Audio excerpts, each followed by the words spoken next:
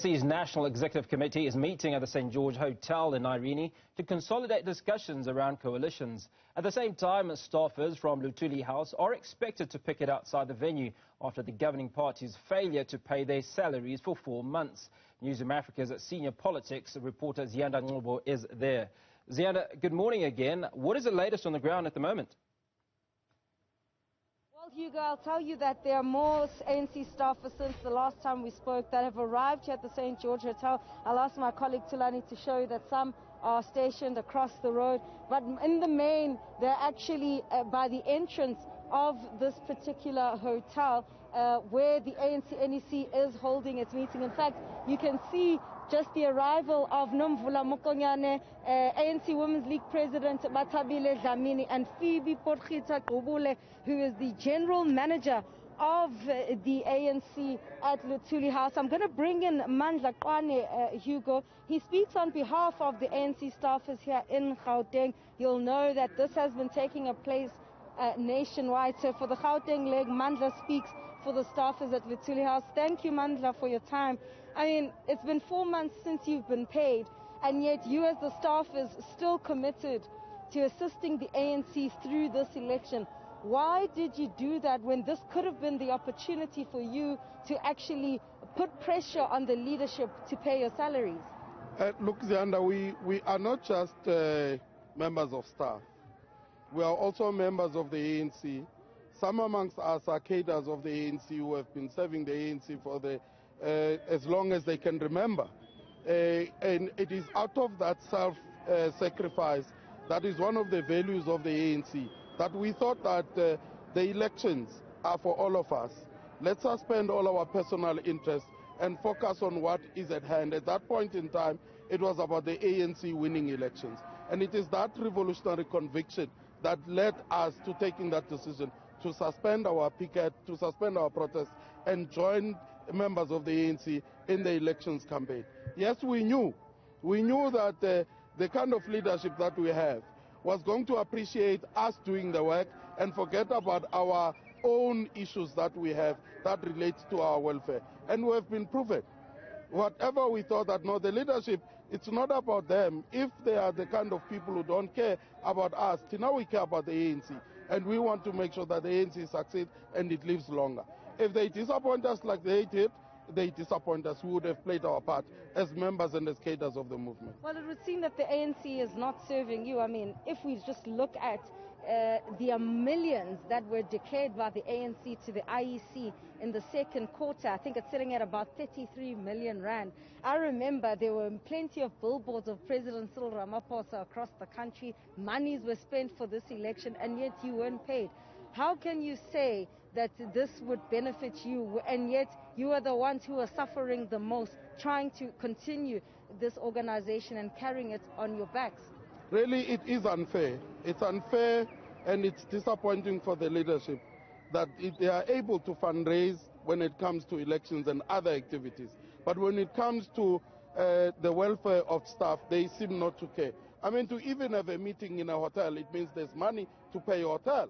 Now, it means if there was no money completely, the ANC could meet in Luthuli House to show that there is no money. But there is money. What is not there is the political will to take care of the welfare of staff. And it has been proven. If so much was dedicated to elections, a little or a portion from that money could have been given to staff to survive just a week or to survive just a month.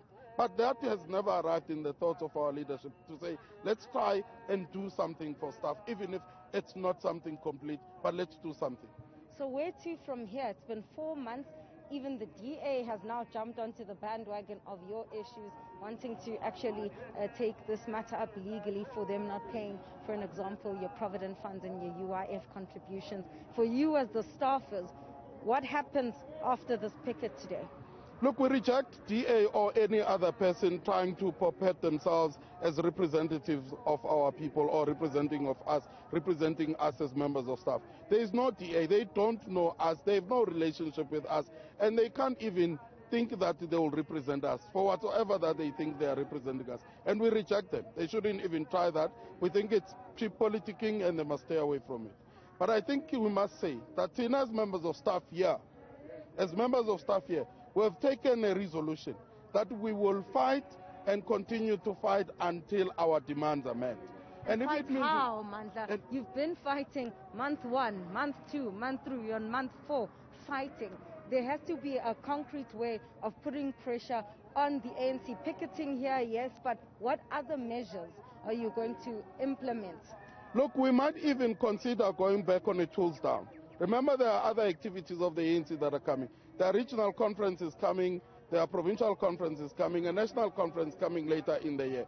And all those activities require these members of staff to be able to do the work that they do on a daily basis. And if we decide that we are going to tools down like we did previously and then we revoked that decision because we had to take care of elections, we may go back to a tools down. And it would not be a good thing. Not for us, it would not be a good thing for our organization if it can't carry its own activities that it's supposed to carry on a daily basis. That's why we were saying to the leadership, it is urgent that these matters are resolved. It is also important that they are resolved with the necessary agents that they deserve.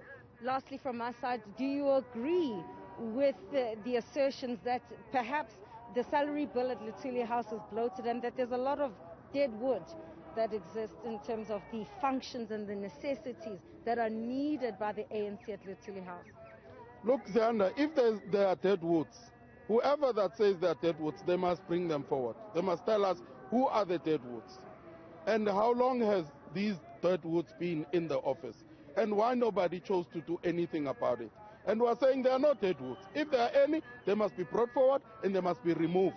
Because what is important is an ANC that is able to take care of its staff. And making sure that all finances are properly managed to make sure that on a monthly basis, members of staff get what is due to them. Thank you very much, Mandla. Hugo, I'm just going to try and walk across the road and try and see if we can't speak to Nomvula Mokonyane, who's an NEC member who's clearly left the meeting. Well, Mandla says NEC members are joining them.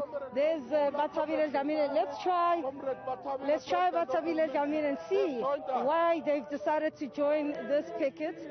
Mambatabile seems to be marching with the staffers.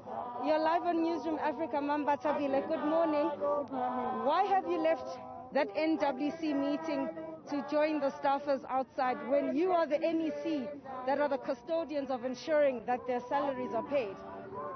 We are the NEC, but also we work full-time for the ANC. And if we are not a part of the picket line, the staff is going to think there is something we get from somewhere. That is why we continuously work. But we also want the NEC to take up this matter. It's no longer an administrative matter. It is a political matter. It is about the dignity of the ANC. It's about workers' rights. It's about human rights, because there is a lot that is happening to the staff of the ANC. But, the problem, or what I struggle with, is that the ANC received millions in donations in the second quarter of the year.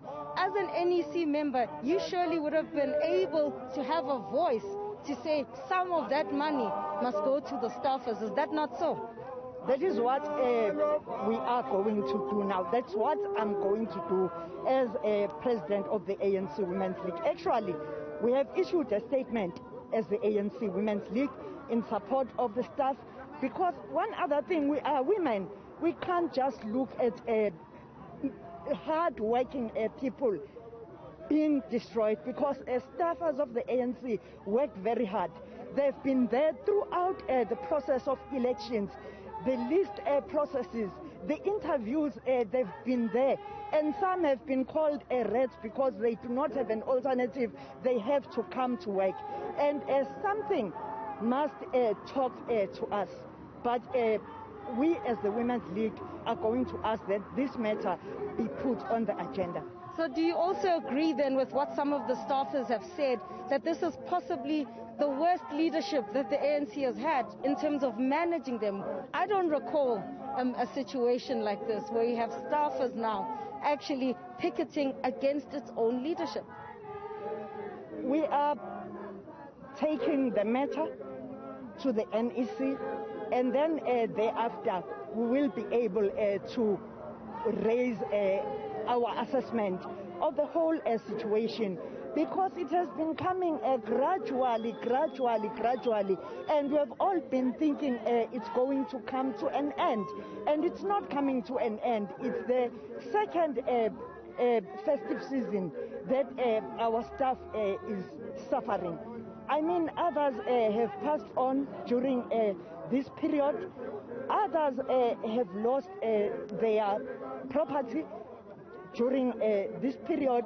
Others are mentally, and their mental health situation is bad.